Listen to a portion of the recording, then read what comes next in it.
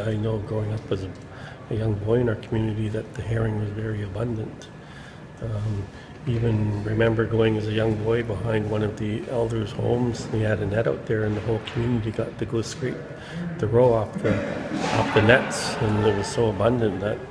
And even the herring with the eggs in them, I remember my grandparents just loved it, bringing it home and deep frying them and eating the eggs inside the herring first. And to me, it's a delicatessen. The herring roe and the herring are a delicatessen. And we haven't had it in our community. We get it once in a while, but normally it goes to the elders first, which I respect that. This is one of our main, in the circle of life, resources that helps not just us as people, but all of the other resources, the whales, the salmon, the bottom fish, and it really plays an important part in our circle of life. Do you see herring as being, they joke about it, but is it the bottom of the food chain? No, definitely not. It's so important. It's part of life, and we need the herring in order for all of the other species to thrive. I came here to share with people about what's happening in the herring school and to learn from people about herring here and to see if they wanted to join the herring school.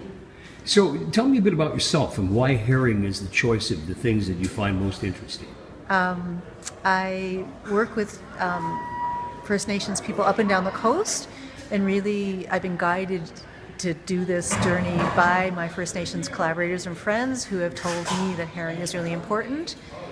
And because I'm someone who likes natural history, I just love herring in of itself, and those things came together in kind of forming this journey. You go from being recovery and rescue into how tasty it is and how we should eat more. I know. Now you're on both sides of the table.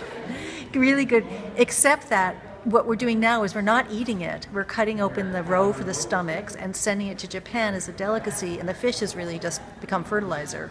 We're not actually eating the fish. If there has been economic analyses that in Europe that if people actually just ate the fish, right, if it became important in the household, that actually we would change how we do the fisheries, and there would be enough fish to go around. So you could have employment and food. What could be better? This is just the first, hopefully, meeting and a long idea of meeting with community members to get an idea about historical use, the past, present, and future use of herring within the Sechelt territory. Really, we're just looking at hearing people's individual stories in regards to what was herring like when, some of you were younger in your lifetimes. Each has their own unique individual story, or even stories from your family members. What is your story? We would just like to hear everybody's stories. We have Dana Posky here, and she's going to come up here and do a little bit of a presentation, and she's probably going to introduce herself. She's a professor from the SFU, Simon Fraser University. She's going to be working with the Sechelt Nation and developing this herring study. And it's basically, stripping off all the fancy kind of wording. Really. She's really here to get an idea of what was herring like in our territory. What was it like in the old days? What was it like, nowadays? What are your thoughts of what it's going to be like in the future?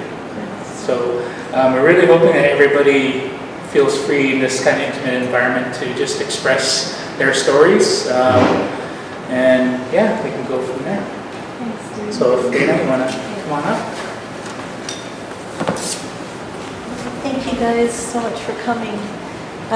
Let's keep this really informal. So I have a few slides here, but I'm hoping that we can use them just to prompt ideas and discussion. So just a little background on me.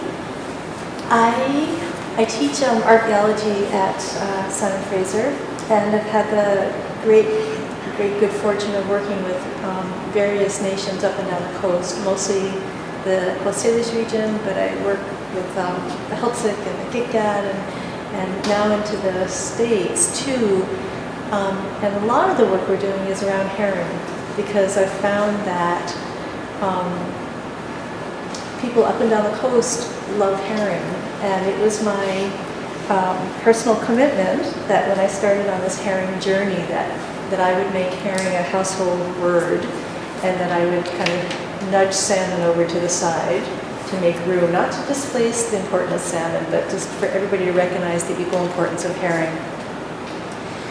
Both to traditional peoples up and down the coast, people today, non-native people, and of course to our marine ecosystems. So just a little bit more on kind of my personal journey. I actually, my specialty actually was in traditional plant use, not marine stuff. But I've lived on the coast for a long time, and I'm a natural historian, I'm a paddler, and I was working in in salmon territory. It was the first day of what's turned out to be like a 6 to 8 year project with your friends and relatives just north of here.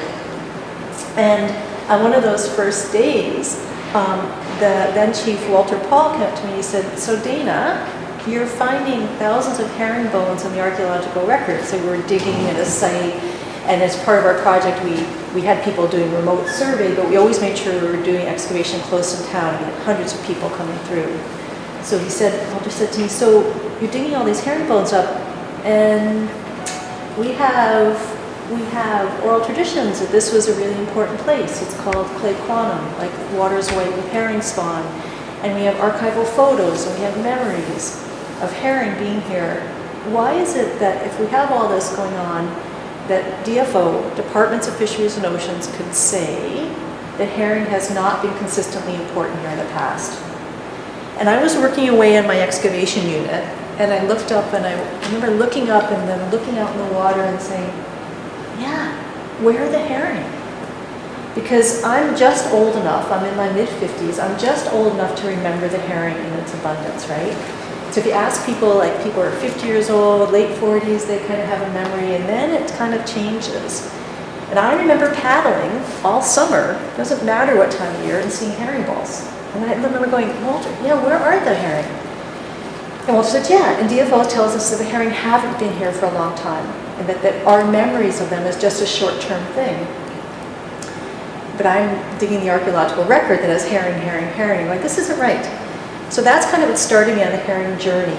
And then I started working with Heiltsuk First Nation. And for those of you who don't know, the Heiltsuk, my friend Bill Gladstone and his brother Donnie, who I didn't ever get to meet, went to basically the Supreme Court fighting for the Aboriginal right to sell herring on herring on kelp. And so when I started working at the Heiltsuk, one of the first things they said is, "Do you know somebody who knows anything about herring?" And I said, "Well, I don't know anything about herring, but I'll work with you on herring." So all of a sudden I was like working on herring up in Heiltsuk territory and Lamb territory, and I thought, oh, what the heck. Just why don't we make this a coast-wide endeavor? And that's how it started, from Alaska to Washington State. Traditional peoples are saying, yes, herring is important for us too, and yes, herring aren't here anymore. Let's do something about it. So that's how I come to you today with that kind of backstory.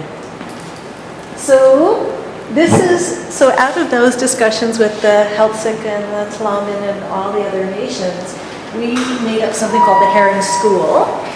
And it's all about marketing. If you have a good name, people will think that you're really a cool thing and want to be part of it. So the idea of the Herring School is that we're bringing together knowledge holders from Aboriginal communities and non-native communities, from the academic community, to come together to talk about the cultural and the ecological importance of herring. When I started off on this herring journey, I thought that the ecology part of herring was totally known. I just assumed that it was.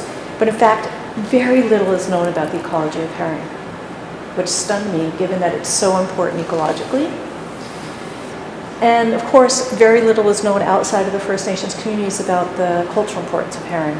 So what we do in the Herring School, as you'll see, is we bring together those different kinds of knowledge to try to promote the importance of herring broadly. Does that make sense? Ask me questions as you feel like it. So, if you ask an ecologist, if you ask a fisheries person about the importance of herring, they'll tell you about the importance of herring for economic gain, for gathering the herring roe to send it to Japan for food. If you ask an ecologist about the importance of herring, they'll tell you that it's the foundation of our marine ecosystems. If you ask a traditional person who's on the water, they know that. They know that 60% of the herring, of the food for coho and chinook is herring. Actually, scientists don't know very much about herring. They know what happens to herring when it comes to spawn, and they count it and they fish it. But what happens to herring at the rest of the year is actually not really known. So one of the things we're doing in the herring school is trying to make the case that you can't decide on how herring should be fished until you understand everything in the ecosystem that depends on it. Does that make sense? It's not just about catching the herring. You need to know who's relying on the herring carcasses, who's relying on the herring eggs. And this photo, I took this photo 2 days ago at Parksville. It's the beach of Parksville. I don't know if you can see it, but it's just loaded with all kinds of seabirds, not just gulls, but a variety of gulls, and a whole range of seabirds, of dunlins, of sandpipers, of birds that you don't actually see that much. And why are they there? Can you see this here? Can you see that dark part? That's herring roe. It's about this thick. They had a good spawn in Parksville this year. But why that's important is because that spawn was a month ago.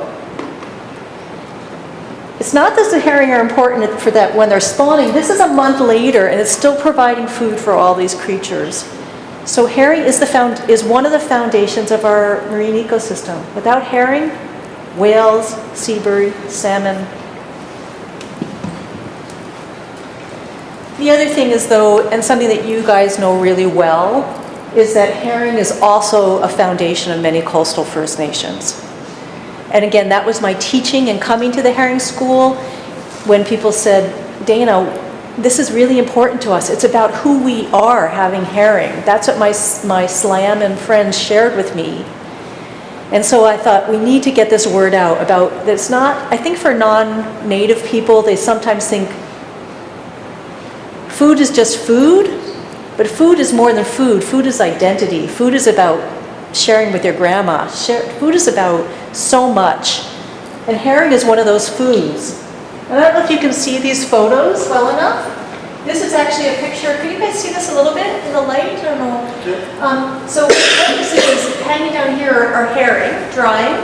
And these are herring eggs on hemlock. This is a picture from Slam Reserve. This is actually the home of Chief Tom Timothy. This is Mary George, or Mary George was in her 90s, and I brought one of Mary's last days. Any of you know Mary? The Georges? One of Mary's last days, we carried her in a chair outside and brought her to where she grew up. And I said, Mary, I found this photo in the museum. Do you know it? She said, that's my herring. And you can't see it in this photo, but she said, we used it as a maypole. We used to play around this pole. And there's a water barrel. She goes, that was my mom's water barrel. So it was so neat. So that's from the 30s, but it shows you the abundance of herring. This is also salmon in the 30s. And I forget the name of this individual. It's, my salmon friends told me who it was. But look at this, just laden with herring eggs. So when I look at this, I say herring were abundant, and they've probably been abundant for a long time. Herring continues to be really important today. And, for northern groups, they're actually not eating the herring. Interestingly, they're only eating the roe, the eggs on kelp. And when I ask them about eating herring, my friends say to me, Dana, we don't eat herring. I said, I'm telling you, I'm an archaeologist, and I know you ate herring because I'm digging the bones up. And that's so funny because they don't eat it at all today, but they eat the eggs are super important culturally. This is a picture from Slammin this year. This is Grace Adams and Marie Francis. Roy Francis is one of the main treaty negotiators and friends of mine.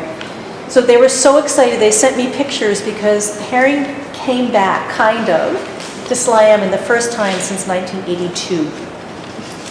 Now, I don't know if you guys can see. So here are these guys. So Grace and Marie are taking the eggs off the cedar boughs here, but there's hardly any on them.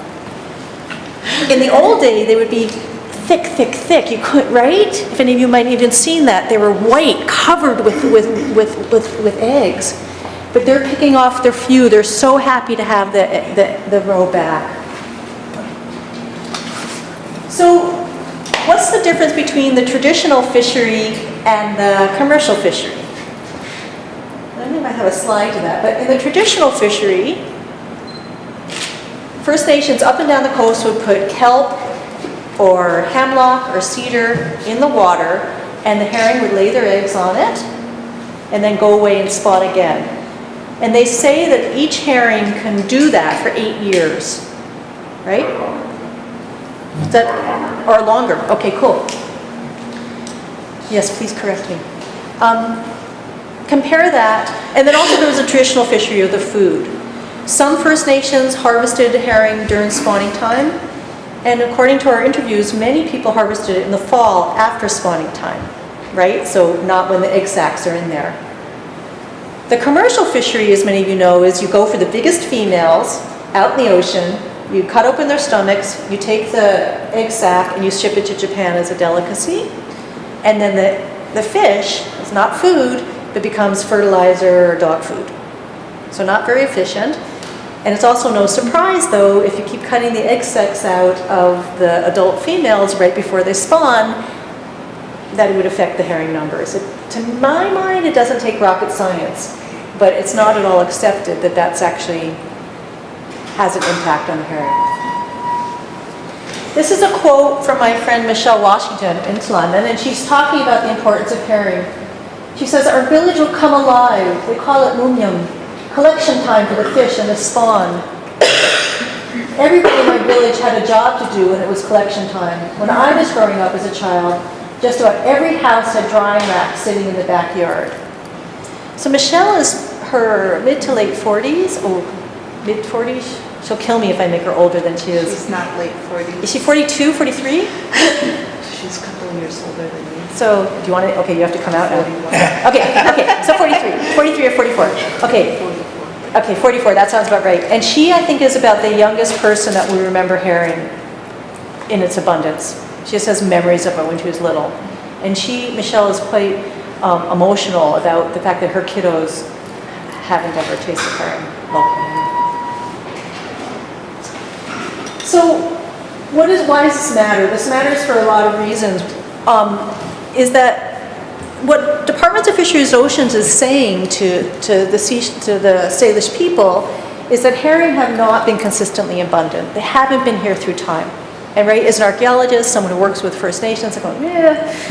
So this is what the map of a DFO map shows of the Salish Sea. And this is what they're showing you. So in these areas, herring are going down, right? See the arrows going down. This is saying herring numbers have gone down, so you can see seashell territory, herring going down. These numbers, they say historically herring haven't changed. And in these areas, they say herring has increased.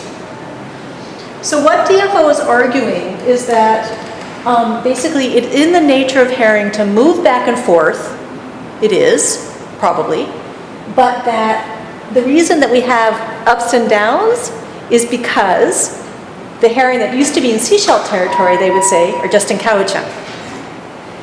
So I think as an archaeologist, well, there's one easy way to prove that. All I need to do is look at some archaeological sites here and look at some archaeological sites here, right? And if they both show a lot of herring, then that means they're not moving back and forth.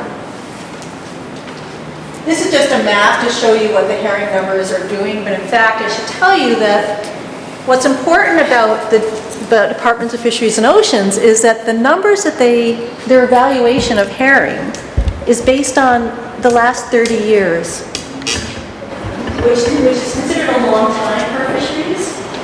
But as a traditional person, as an archaeologist, I think, really? 30 years is a long time? How about 200? How about 2,000? How about 20,000? Before you go on, how about the points about the reduction in area business prior to you going back to the 40s? I don't know if that was peak or not, however, that the companies that were operating on the Fraser and in Vancouver were thinking herring reduction in the fund was part of the fishery in the 60s. And they used to do that out in the backyard here, in the inlet here, as well as all the way from here to Prince Rupert.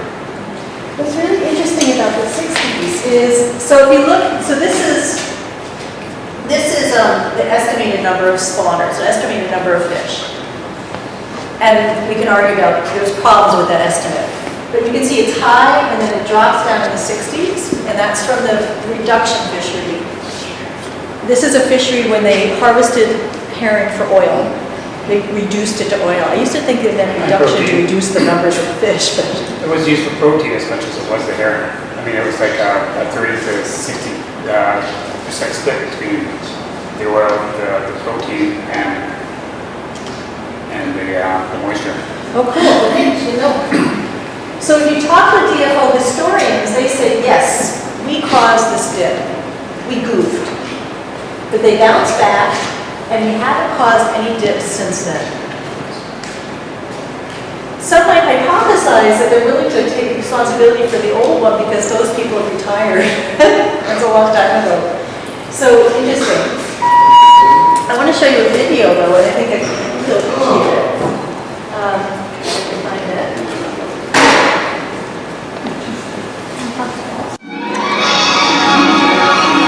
This is 1962. It's the height of the herring fishing season in the Strait of Georgia on the Canadian west coast, 50 miles north of Vancouver. They use an immense net maneuvered by 3 vessels when large shoals have been located by echo sounders. It's called a purse seiner and costs between 4,000 and 5,000 pounds. Smaller nets scoop up the fish trapped in the seiner. Perhaps because they're so plentiful, herrings aren't a popular food on the west coast. So most of the catch is turned into fish meal for fertilizer and stock food. A lot are canned for export. At this stage, it's all one to the herring. And if Canadians don't want to eat them, modern science turns them to good account all the same. 1962. I just found that on the web. There's someone selling this in Britain. I have no idea why. I don't know if you guys can see it on my computer. It's, I can give you the link to it. It's astounding. Oops. That might just messed up our... You guys know this, if you've been watching the news at all, that herring have played a really big role for rights and titles for many First Nations. And in the news this year, this is in the Chalmette territory. This is actually from the 90s. But the Nuu-chah-nulth just went to court to assert their right to harvest herring, and also to say, we don't want you to harvest herring in our territory because the herring have not come back yet. This has very much become an Aboriginal rights and title issue. The Celtic have done the same, and the Haida have done the same. 3 of the 5 management units have been closed because the numbers are so low. They map, those management units map on exactly the Celtic and Wekano, Haida, and Nuu-chah-nulth territories. So it's going to be the First Nations who are fighting this battle. So basically what happened, for those of you who don't know, it's pretty important to know this, is basically the DFO scientists said, don't open the fisheries. They made their recommendations to Ottawa. Minister Shea ignored her own scientists and said, I do not concur, there are enough fish, we can open the fisheries. We're in big trouble when DFO is actually, the scientists are on our side, and Ottawa, a woman in Ottawa who's in an office, is ignoring her own scientists and saying that she knows better in Ottawa about what the First Nations and what the ecology needs. That's where we're at. That's why we have the herring school, because we believe that all these issues are important to British Columbians in all communities. And we think because herring can actually tell us so much about our lives here on the coast. Even in the salmon, they knew which species that was great for smoking, and so on and so forth, which was great for drying. In the same sense, they practiced the cultivation of the herring. They knew which ones that they could smoke, which ones they could use for oil, and so on and so forth. And the timing when say when the chum first come into the territory, they know that the males are going to be leading the way. They're out testing the grounds for environment, testing the grounds for which bay, which river is acceptable to them. And in the same sense, the herring, the first ones come in, they test the grounds, and they go back out, like David was saying. But then there's another full school that will come in and test it again, and then finally the females will come in and they spawn all over the place. Because we sensed that there was this way of communicating in the same way blackfish communicate. They go out and they come in and test the grounds, and they know when the herring are coming in, and they know that on the food chain that the spring salmon are going to be right behind them. After the spring salmon come in, the killer whales come in. So there was a balance created by a natural balance of all of those resources in their territory, and our people understood that. And creating that balance, that's why some of our tribes were whale killers. They were whale hunters. There were people who ate the seal. There was a balance. And you don't have that today. And that's what we're going to get back to. And it is coming back. The herring are coming back. The spring salmon are coming back. The killer whales are back into our inlets now. So when I spoke to our MP, I said, it's going to be our turn. It's going to be our opportunity to maintain that balance. It's our turn. Logging and industry have created that devastation. But now DFO is turning a blind eye to us protecting our resources.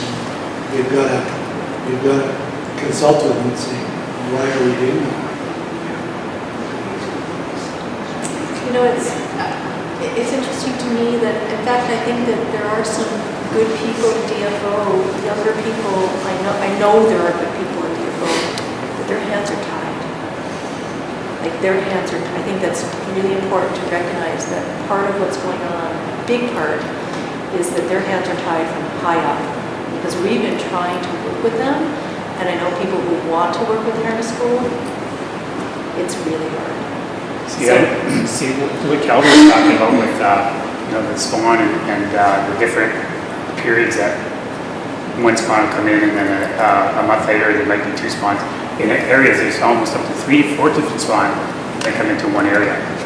And for the most part, up until just recently, like we're talking about the last couple of years, is that we haven't had any spawn here at all. And there was, like Calvin was saying, there's 3 or 4 different spawns. And between the knowledge that's in our, with our people, there's 2 or 3 of us that have been testing on this coast, and some of these ideas, we bring about, the different species, the different herring that do come in, is they don't want to let the Indian people know that this is what we did, and how we went about looking after our interests, because. That's a question I was going to have to you. Are you working for the school, or are you working for the government? Oh, I'm not. I mean, you have an interest in it. We have one too, and that's. Who am I working for? So that's a totally different. So I'm working for you guys because what I mean is the public. You guys pay my salary because I teach at SFU. So by teaching at SFU, I'm a public servant, I guess. Am I? I don't know. But my interest here is as a personal interest as an environmental and social activist, and working with communities as I do. Being at the university is a very privileged position because we get to skirt around issues. So who am I working for? I'm working for the government, I guess, is that the government funds the university, but that's as close as I get for working for the government. If I was working for the government, I would be able to have a voice. Really. Like I have the privilege of being at the university, so I can talk freely. People in the government are scientists are zip right now. Yes. Yeah, it was interesting talking with you yesterday, growing up in our community and the knowledge that's passed on by our uncles and our ancestors is just phenomenal. Because I never really realized that until after I spoke with you about, when we see a school of herring or the birds feeding, we go there to fish. That's just something that we're taught as right from a small age. When we see the fish jumping in a bay and the herring balls is to go in there and harvest salmon or catch salmon. And, a lot of those areas are natural traps for the herring as they're being pushed in with the tides. And then the salmon are in there feeding and we're able to bring salmon home for our families.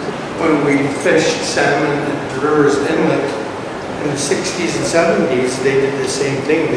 They overfished it. They killed it. Even to this day, they're still trying to build the stocks back up. But on the west coast right now, the natives are protecting the herring. Right? Since 2002, they shut down their fishery because they know the stocks are getting depleted. Right? There should be just a wide ban on fishing out for at least 20 years, all over, to try to build back up the stocks. Yeah, I think that's what, the ecologists would say that. And, the professional ecologists and, if you will, the people who are living on the land, like true ecologists. Yeah, I agree. So let me thank you. This is perfect. So just kind of how do we learn in the herring school? How do we learn about herring? Well, we learn about it with discussions just like this. I also mentioned the archival documents. And so remember the DFO records start? DFO is actually known up and down the coast for having the longest records. And they start like 1950, 1960. And people think that's a big deal, but as, if you're a traditional knowledge holder, you say, So, but if you look at the old documents, like the earliest documents I could find is like in the 1890s, they talk about that there was just they're talking about here in the Salish Sea, there was this huge abundance of herring.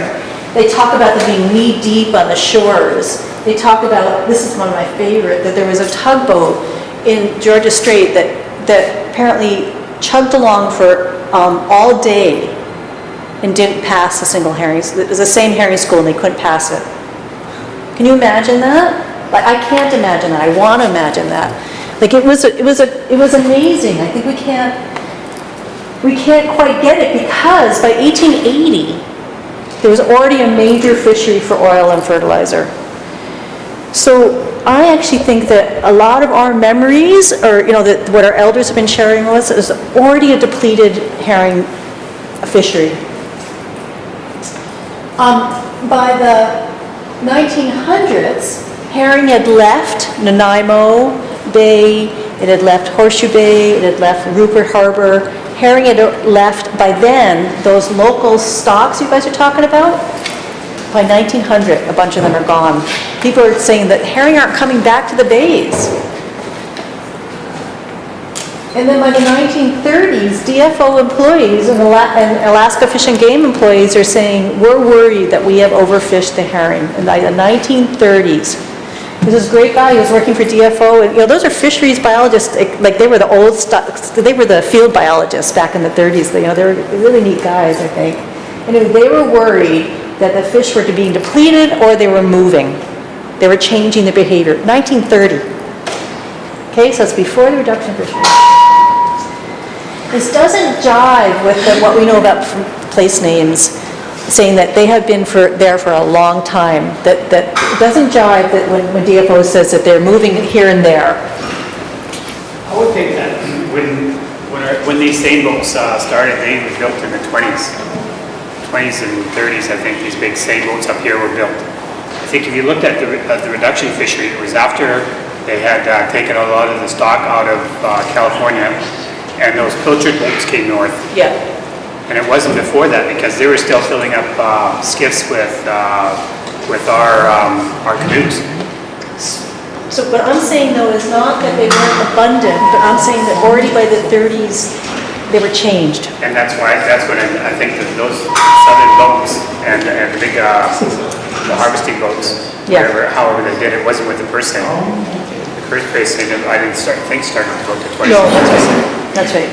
So there was a method that they used to take that herring out, and it started in about the 30s, 20s, 30s up here.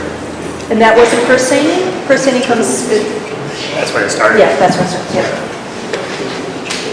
So this is actually maybe the memory you guys have. This is from my friend Ron Ellis. This is Powell River in 1983. And Ron says, I counted about 80 boats between Harwood and the mill. So you guys will recognize this view, hey? And this was the last year that we had herring in this area. And they came back a little bit this year. But this is basically, they were in abundance. And Michelle tells me, like, she says, we thought that was the heyday. Like, we thought it was going to keep going. You know, they were going, like, they're paddling out and getting fish from the boats. And she said, we didn't know that was the beginning of the end. I was responsible for that one, so I'm sorry. Yeah, so, I was in that fishery. well, it's On a actually, window like that. it's really good to say they were all in this together. We're all responsible. I mean, I would have if I were a fisher person and older. I guess I'm not if I were competent. One thing that we're doing is like talking to people up and down the coast. Is we're making these maps. People are telling us where herring have been. This is from SLAM Traditional Territory, and I don't know, I can't read it, but basically it says the red dots are where herring have spawned, the yellow dots are where herring have come together, and the green dots are where they have done both. So these are based on interviews that we have done and that the community had in their TUS, the traditional archives. And we can then compare these data through traditional knowledge to the Departments of Fisheries and Oceans data. We've done this up in the Heiltsuk territory, and there we actually asked people, tell us where herring were in the 1930s, tell us where they were in the 40s, tell us in the 50s. You can imagine that what the map would look like. And then we compared the traditional knowledge maps to the DFO maps. And of course, the traditional knowledge map shows much more detail, much more spawning locations in the past than DFO ever recorded. It's much better data. So this is potentially the kind of data we could get from Sechelt territory. This kind of based on knowledge, where do people remember herring having been? And then compare that to today. I'm sorry? Those little red dots are where they spawn. Yep, that's right.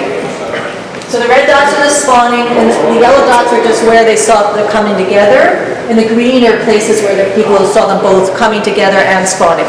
You know. You'd have a little red dot up there. Found herring spawn out there. Where? Salmon Inlet. Oh, it's in Inlet. That's Yeah. This is just from the slide and stuff, but this is kind of my little piece. So you ask kind of what do I do in this? This is my little piece. Besides coordinating the herring schools, I do the archaeology with my friend Ian McKechnie and other folks. So here we're looking at all the fish bones at archaeological sites from Alaska to Washington. Every time an archaeologist used a little screen, if they used a big screen, they're not going to get herring, right? But archaeologists, when they used a little screen, they said, okay, well, look at that site. This is what it looks like. The red is showing you the places where herring, of the fish bones at the archaeological sites, herring are making up like 70 to 100% of the fish bones. Not salmon, not any of the 5 species of salmon, not cod, not halibut, herring. You can't see, basically any red dot anywhere says that herring were the #1 most abundant fish in the archaeological record. These sites go back 10,000 years, and when we look inside the sites, we find on both sides of the Salish Sea, where you can see, look how important herring is in the Salish Sea from thousands of years. Remember the DFO map? Herring are here, herring are here. They're not, and if you look through time, herring aren't going back and forth. Herring are in both places for centuries. And there's lots of it. This is what it looks like in the Salish Sea. Don't worry about these funny graphs, but basically it's just showing you that within the Salish Sea, some places herring is not so as important, and some places it's really important. This is your area here.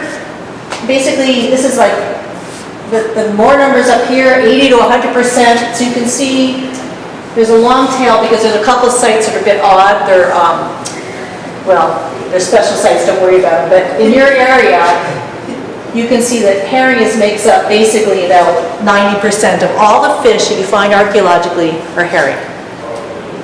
That's astounding when you think of all the other species that people ate. 90% of the fish bones are herring in your territory. At the site that Gary was excavating, over 90%. I know the elders used to talk about the herring being so plentiful that it would keep yuppeting because of all the birds and all the, you know, the other animals feeding in the area. So it was just such an abundance resource at one time. You know, I've heard people talk about that when the herring came, spawning time, or even, I don't know if it was true for herring balls and schooling, but when the herring came at spawning time, that it sounded like a really hard rain. I want to hear that sound. I want to hear the sound of a herring sounding like rain. I just want to share with you guys this. This is just launched yesterday. It's still got glitches. That's actually the herring roll that's going to Japan, Kazuko. Kazuko's where it's going. Yeah, it's what's really interesting about going to Japan is that it's a delicacy there, but it's actually for the older generation. And we have a friend, Shingo Hamada, in the herring school, who just finished his degree. And Shingo said, like, he wanted to figure out what's going on in Japan because it's so closely tied to our industry. Like, so maybe you don't know this, but the herring industry collapsed in Japan in 1971. That's why the herring industry took off here, because it collapsed there. But Shingo says, my generation, he's like in his 30s, he said, we don't like it. The market, I think, is dried up in Japan, so it's a good time to make change.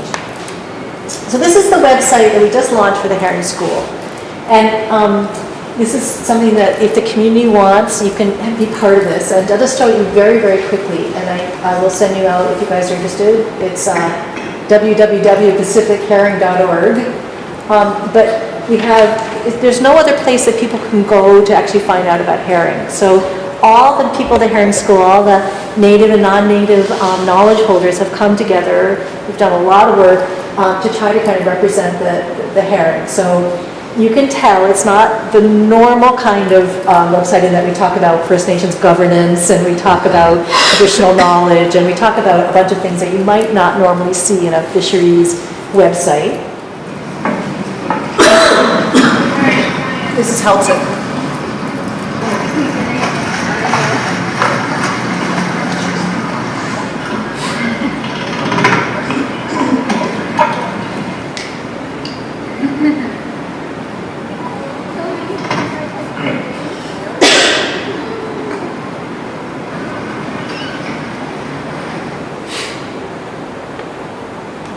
And so on. And these are all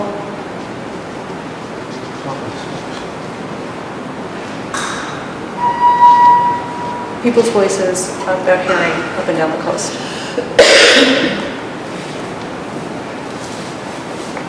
Right from the first day of the opening, they fished that inlet the whole season. You have to be there to believe it. And when it was time to close the herring season for the fishermen, they closed it in the same place where they opened. But that's hard to believe. Maybe around, say, mid-October or 1st of October. And right to December. Thank you so much.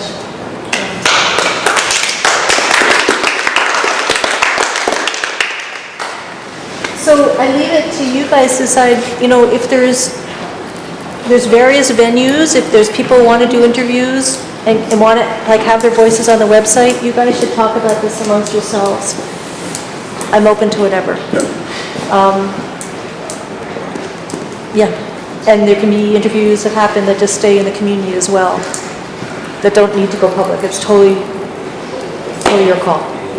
Just before we close, I just want to thank Dana for coming in. She's going to say the last words, but thank Dana for coming, and thank Stephen and Terry, and the Rights and Title staff for all putting together, and everybody from the museum to get things ready in the Public Works group. And it's everybody coming together to put on the herring school today. But I'm going to, just in closing, just pass it on to our chief, Kelvin Kagan. In the spirit of appreciation, Dana, we want to present you a little present. It's a pair of herring boots. Oh my God! They are the coolest I know.